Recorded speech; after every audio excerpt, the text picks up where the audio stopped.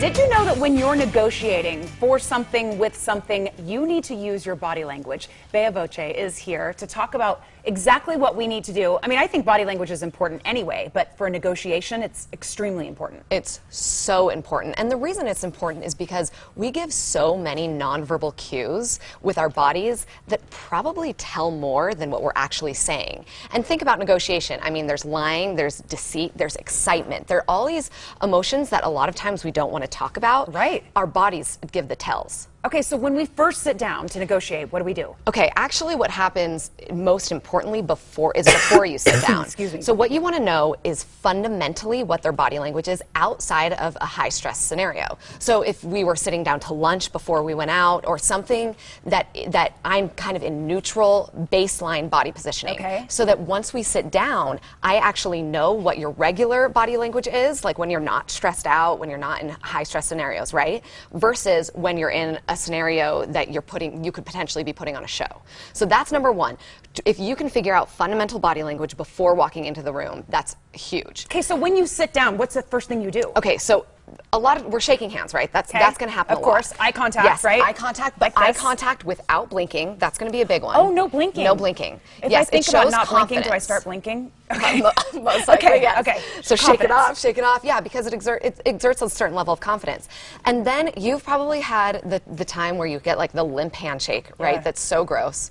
Or the handshake that like kills you and you're like, yeah, you're going, oh, you're a strong person, I see. Yeah, so what you want to do is look somebody in the eyes, don't blink, match their grip, Okay. and then generally 3 pumps. Hi, so nice to see you.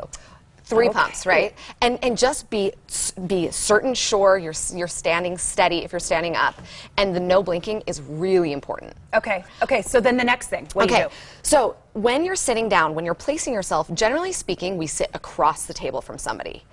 This actually, studies have shown that you say no more often and you speak less when you're across the table from somebody. Really? So what you want to do is exactly what we're doing right now, sit kitty corner. If you can have control over placement of where you're seating, sit kitty corner. Okay, so I wonder if you could even say, could we sit here so we Absolutely. can check? Okay, that's Absolutely. okay to say. Really natural. Of course. And then the next thing is you want to use proxemics, which is just a fancy way of saying the space in between where we're sitting. So professionally, a good baseline is 4 feet apart. All right. Intimate, it can be different, right? You may get closer, but any further away from 4 feet, it starts to feel a little disconnected. So the safe bet is about 4 feet apart. But watch out, because you don't want to invade their personal bubble either, which is why 4 feet is the 4 feet, I like that. Yeah. So how do you tell if, when you're talking and you're expressing yourself, if they like what you're saying?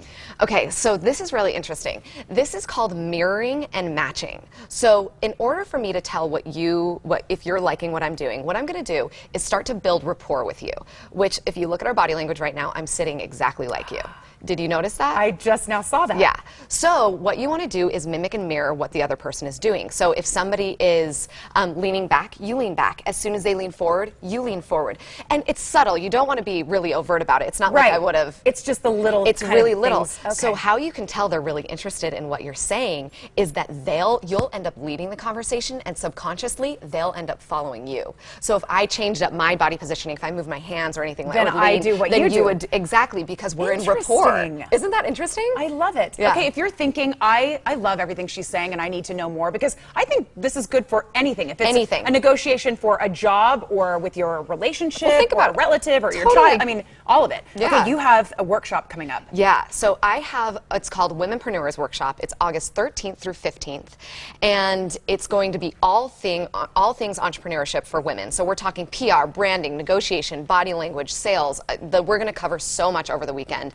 And as a viewer, you get a 20% off discount code. It's a Good Things code.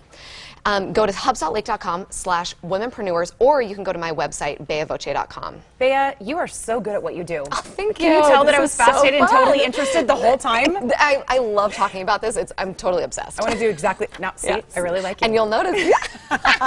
Thank you. That was great tips. Like, I'm going to remember those things. Brian, what are you doing? I'm just trying to get myself I'm gonna positioned sit like you now, Brian. All right, here we go. We're into what you're saying. We're into what you're saying. All right, coming up on Good Things Utah. In the kitchen, chocolate cherries aren't just a treat for Valentine's Day anymore. These little energy bites are great for any time of the year.